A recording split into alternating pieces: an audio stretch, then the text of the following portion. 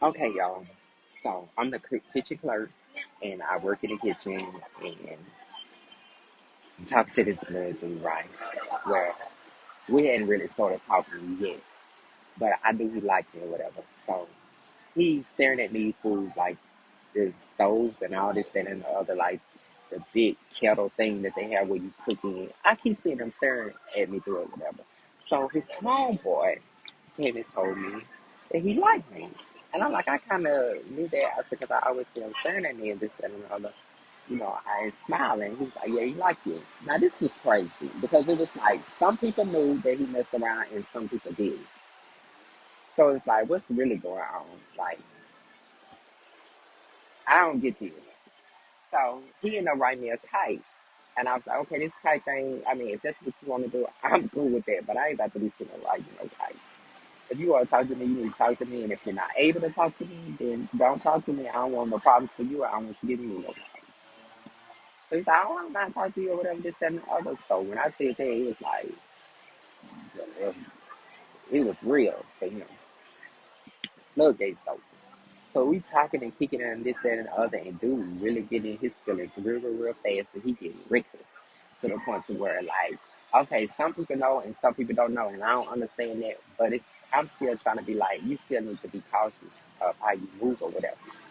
We lived in different pods, so we didn't live around each other. So when we ain't around each other, we just don't, it is what it is. But I was in B and he was in C pod. It was ABC. I was in C pod.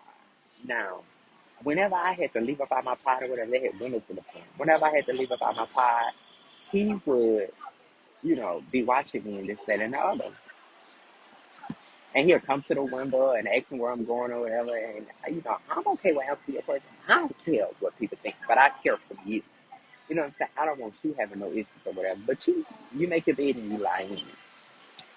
Now, I end up having to go. Tennessee was like, we want you.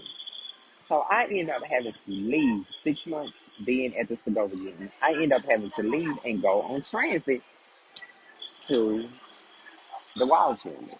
I got to go through this whole process again, going, through this infested unit with the rats and roaches, and then get to the Wild unit. Get to the Wild unit, and Tennessee come get me. In the midst of all this, like my mom is fighting cancer. So this was like, it was tough, like bouncing around like that, knowing that she was fighting cancer or whatever.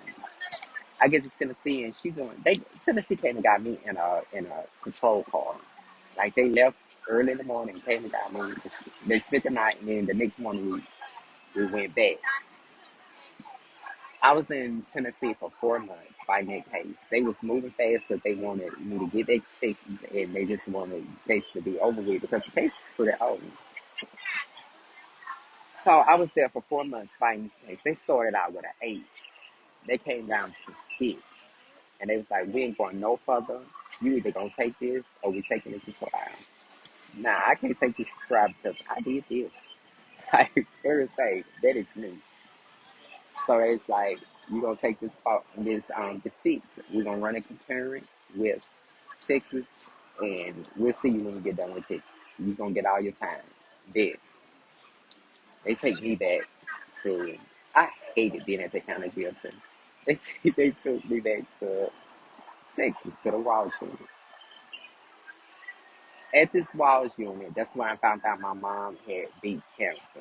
When I got there, she had beat it and she was in remission.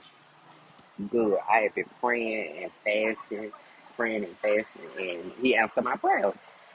Now, I'm at the Walsh unit 3 months. So I'm away from Segovia unit 7 months. This whole entire time that I'm not there, Hugh was writing, keeping in contact. Um, Even writing one of my sisters. Like he was keeping in contact. I get that to Segovia and I'm like, okay, I know my captain already told me that when you get back, you get your job. You gonna do your job back and this, that, and the other. So you good. I get back to the Segovia unit. I'm at the Segovia unit and I get there and I see as soon as I get on the get off the bus or whatever, they knew me, so it's like they hurry up the process and put me where I was going. and my pot or whatever. And I left and I go to the kitchen and kick it with the girls at the kitchen or whatever. Because we used to laugh and joke. And they like to play with me because I had a smart mouth. So they would always, say something crazy so I could say something crazy back. And I see Q, right? Q walked past me like he was see me. And I'm like, what is this thing? But y'all, I'm still respecting the fact that he's a gang member. I don't know what that happened while I was gone. And I ain't got nobody here that I keep it with like that. They could tell me, oh girl, this is going on or whatever. Blah blah blah. Baby. It was a few girls there, but we didn't kick it like that. I kicked it with one girl, this one white girl, and this girl from Houston named Eric. She came there, but she wasn't there that long. She was cool, but she wasn't there that long. So Eric, she walked right past me like I wasn't. Like we didn't meet each other on the sidewalk. Like I'm like, what is this tea? And so I had asked his homeboy. I was like, what's up with you? What's up with you or whatever? He was like, man, they got on Q. But they got on Q. Like, he didn't tell you. I was like, no. He's like, yeah, they got on Q. Like, they told him you can't be, like, they was questioning him about you and this, that, and the other. I was like, okay, but I thought, he was like, yeah, some know, but some don't. So, the ones that don't know, over there, he got to keep it like that. And I was like, well, why he ain't telling me that? Like, why he walking past me like I don't think this. And I'm like, that made me so mad because all you had to do was tell me, look, dudes got on me or whatever, like they got in behind me and they was like, you can't be messing around or whatever. Like they didn't even tell him that. They just they questioned him about me. And he was neglecting everything. He was saying no, no, no. He was denying it all or whatever. And, that's as far as it went.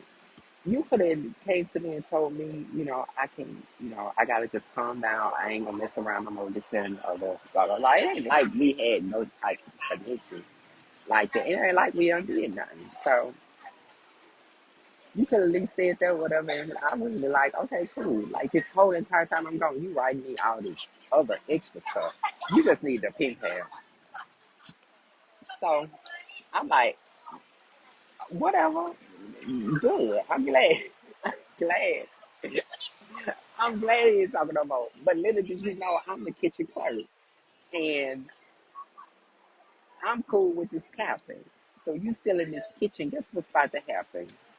You about to get back in them doors. You about to lose this job. You ain't taking nothing back to the kitchen, from the kitchen to eat. Sir, your your job is expired. Your employment here is over with. I'm about to show you.